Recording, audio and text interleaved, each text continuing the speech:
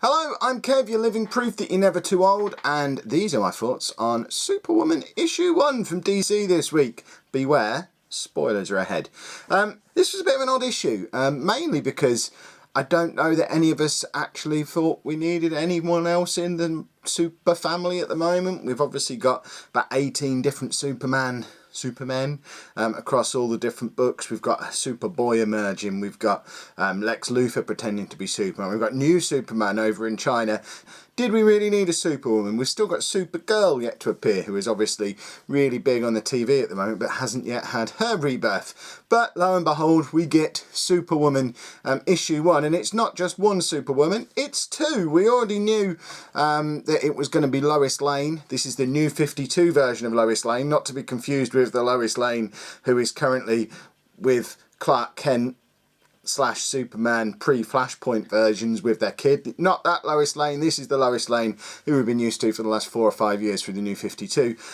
When Superman died, she was there and absorbed his powers, so can now fly, has the ice breath and the heat eyes and the super strength and all that stuff. And she goes to find Lana Lang to get some help with harnessing her powers, similar to how she did for Clark. But it turns out that because Lana was there too, she has also picked up some superpowers. They're not quite the same superpowers that Lois has, though. These are very similar to the sort of blue electric Superman that we had. What? I don't even know when it was. One of the crises is, I want to say, Final Crisis, but who knows? It was during a crisis. Superman was blue. He had a mullet. It might have been Infinite Crisis, actually. Who knows? You'll probably fact check that kind of thing yourself and let me know down in the comments just how wrong I am. But Lana has a red version of that and can basically harness electricity and other energy type stuff. So, Lana is also a TV presenter and happens to be on Lex Luthor's new massive warship. When it all starts to go wrong, the ship looks like it's going to crash into a massive bridge, killing lots of people. Lex Luthor's Superman suit stops working, so Lois tries to save the day but can't on her own. Lana has to step in and help, and the two of them together magically save the day, but then a baddie turns up, and here's your big spoiler of the issue, because no one was expecting this one, I don't think. I certainly wasn't.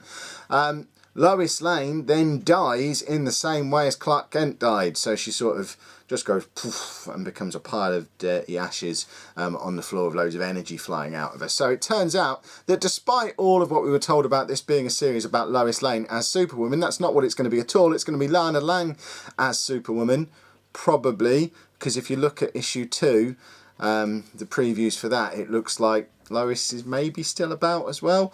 This whole Superman story across all the different books is confusing the bejesus out of me. The one positive he's got is that this was something a little bit different, gave us a slightly different take on what has been quite a confusing story, especially for someone like me who's not a big Superman guy and certainly wasn't really following Superman before DC Rebirth happened. So I quite enjoyed this story. It'll be interesting to see how we get yet another super person and how she contributes to the overall story and how her powers bed in and what she gets up to. But I quite enjoyed this. Definitely going to pick it up again in 2 weeks' time or maybe a month's time. I didn't even check whether this was a fortnightly or a monthly one. I'd be quite happy for this to be a fortnightly one because I've enjoyed it more than a lot of the other stuff that I've read recently. So well worth picking up if you haven't yet read it already. Although obviously if you've watched this far in and had the whole issue spoilt without reading it, then you're already a crazy person. So read it anyway, and then next time read it before watching the video. You know, makes sense. If you've enjoyed that, make sure you pop a like down there for me. Subscribe to the channel if you'd like to see more. Click just here for the playlist of all my other reviews from this week's comic pull list. They're all over here in this playlist. And thank you very much for watching.